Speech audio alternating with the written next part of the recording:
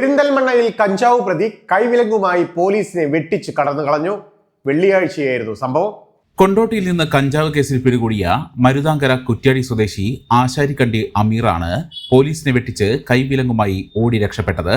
Perinthalmanna sub ജയിലിലേക്ക് കൊണ്ടുവരുന്നതിനിടെ ജയിലിന് മുന്നിൽ നിന്നായിരുന്നു പ്രതി രക്ഷപ്പെട്ടത്. നിരവധി കേസുകളിൽ പ്രതിയാണ് അമീർ. കൊണ്ടോട്ടിയിൽ നിന്ന് അറസ്റ്റിലായ അമീറിനെ മജിസ്ട്രേറ്റിന് മുന്നിൽ ഹാജരാക്കിയതിനു ശേഷം പെരിന്തൽമണ്ണ സബ് ജയിലിലേക്ക് കൊണ്ടുവരികയായിരുന്നു.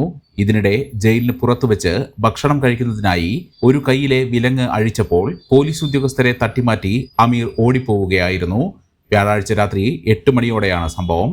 ഒപ്പമുണ്ടായിരുന്ന പോലീസുകാർ അമീറിന് പിറകെ ഓടിയെങ്കിലും നിലത്ത് വീണ് പരിക്കേറ്റതിനാൽ പിടികൂടാനായില്ല.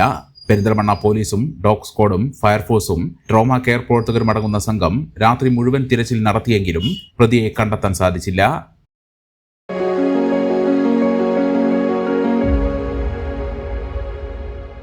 മെമ്പർമാരുടെ നിക്ഷേപങ്ങൾക്ക് ഉയർന്ന ലാഭവിഹിതം നൽകുന്ന കേന്ദ്ര സർക്കാർ സഹകരണ സ്ഥാപനം Bharat Lajna multi state housing cooperative society limited, Parappur road, Kottakkal.